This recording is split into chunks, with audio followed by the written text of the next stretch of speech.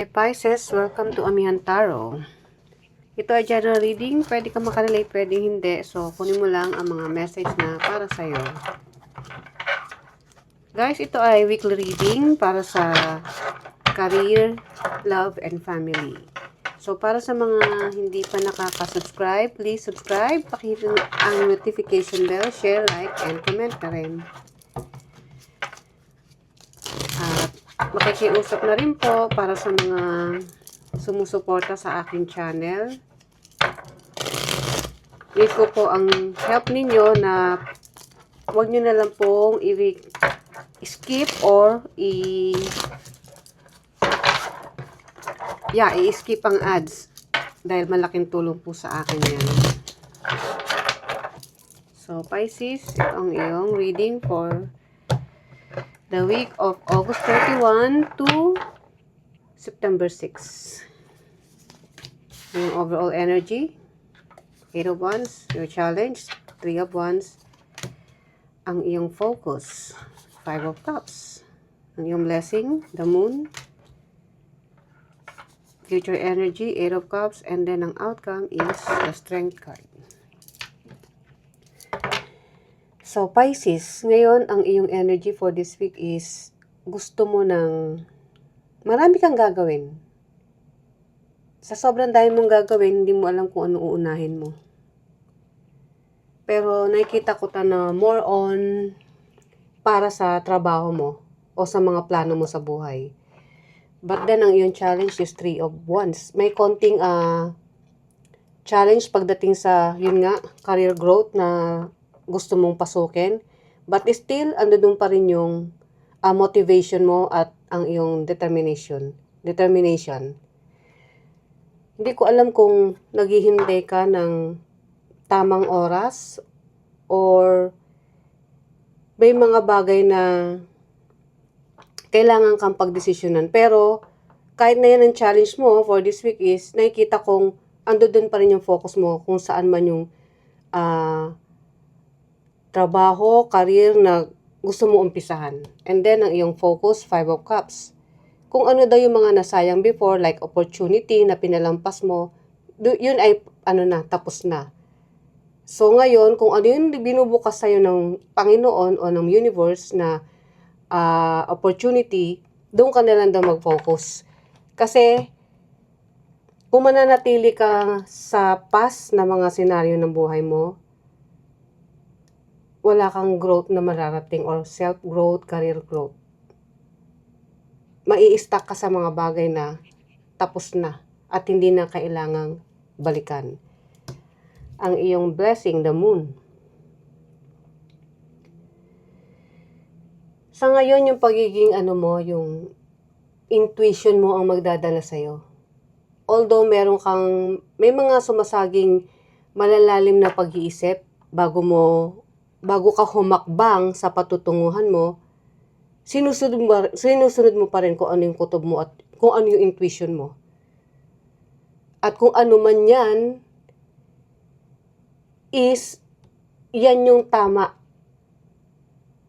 Kung ano man yung nasa isip mo, kung ano yung kutob mo, yun yung dapat mong sundin dahil ang nakikita ko rito is kung ang hangarin mo ay maganda at sa tingin mo aasenso ka, kung ano man tong pupuntahan mo, is doon ka magkakaroon ng sabihin mong panibagong buhay or panibagong yugto ng buhay mo. Dahil positibo ang mangyayari. And then, ang iyong future energy, 8 of Cups, may pag-alis talaga rito. Kaya nga sabi ko positive dahil ang 8 of Wands is energy ng success yan. Dahil nga sa sinunod mo kung ano yung kutob mo, even though may mga challenges sa buhay, handa ka pa rin pasukin yun. At malungkot man, kung meron ka man dapat iwanan, iniisip mo na lang na para sa future mo o sa future ng mga mahal mo sa buhay, yung gagawin mo. And then, ang outcome, the Strength card. Kailangan mo talaga ng tibay ng loob. Hindi ko alam kung mangingibang bansa ka ba or kailangan mo lumipat at sa paglipat na yon hindi ka masaya dahil panibagong opportunity, but then may mga maiiwanan ka na parang ayaw mo. Hindi ko alam kung literal na tao na mahal mo sa buhay or may mga bagay na parang hindi ka komportabling iwanan pa. So, we'll see.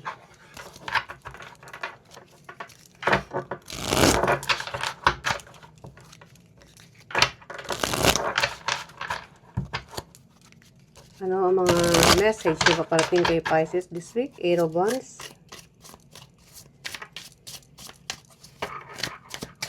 Kasi ang nakikita ko rito is gusto mong subukan ng isang bagay kasi sa tingin mo magkakaroon ka ng asenso doon, makikipagsapalaran ka, pero kailangan mo ng lakas ng loob. Lakas ng loob kasi hindi ka ganun kasaya sa pag-alis mo or sa gagawin mo. The Hangman, the Knight of Wands in reverse, and then the King of Wands. See, nung una talaga, may mga opportunity ka na binabaliwala mo. As in, hindi sa ayaw mo, pero parang wala ka sa mood. Parang sa tingin mo is, may mga oras pa, marami pang oras na dadaan. So, yung chance, alam mo na darating at darating. At tama nga, eto na. Ngayon, kung dati tinatamad ka o ayaw mong kumilos, the King of Wands is mapunta ka na sa gusto mong puntahan. And this is literal na kailangan mo mag-travel. Working abroad or malayo sa tinitirhan mo currently. So, kung dati, parang pa-relax-relax ka lang, wala kang passion or wala kang motivation para gawin yung bagay na yon. Ngayon, pinupwersa ka na. Pinupwersa ka na ng panahon na ngayon kailangan mo nang gawin. And then 3 of Wands.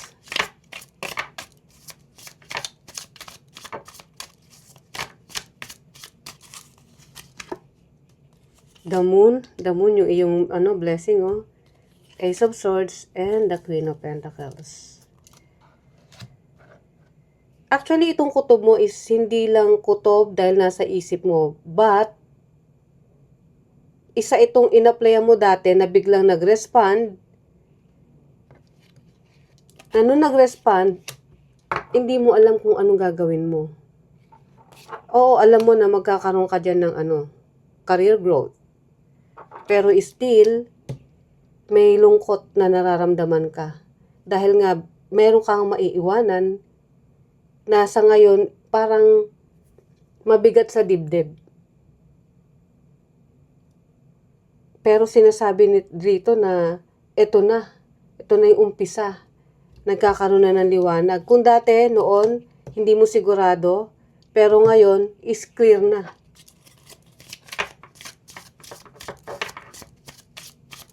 Five of Cups,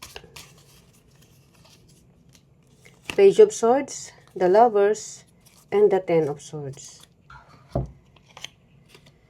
Oh, okay. Ngayon alam ko na. Kaya ka mag-move forward dahil meron kang isang relasyon na kailan lang o recently lang nagtapos. At ito ay regarding sa isang commitment, baka ito'y asawa mo, or talagang mahal mo sa buhay na napaka-importante sa'yo. At parang dun ka na nagkaroon ng, kaya dati nga sabi ko parang okay lang sa'yo na wala kang gawin. Pero since meron kang dinadanas na hindi maganda in the past or recent past lang, ngayon iniisip mo na kailangan mo mag-move forward. At dun sa pag-move forward mo is yung pupuntahan mo na stability is yung pangarap mo for the future para sa sarili mo.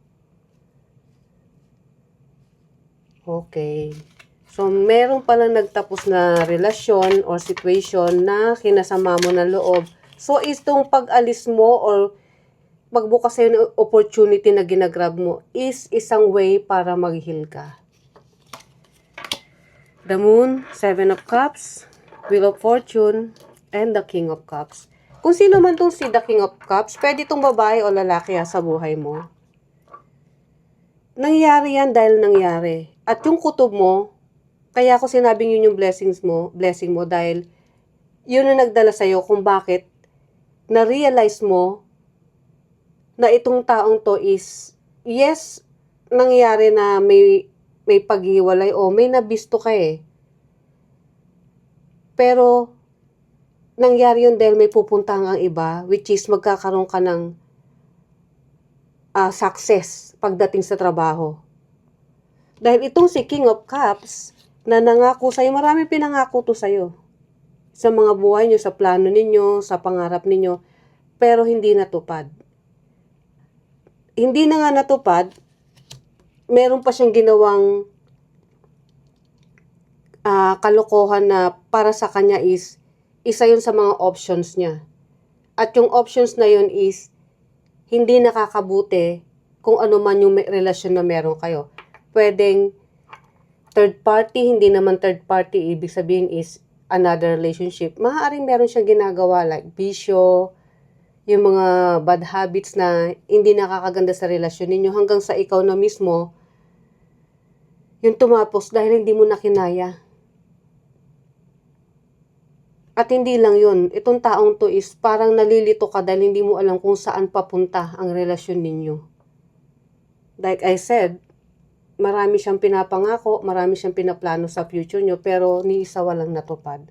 Kaya ngayon, ikaw na ang gagawa ng daan para mag-move forward at hanapin yung buhay na gusto mo. And then, kaya nga may pag-alis dito eh. In the future, aalis ka talaga.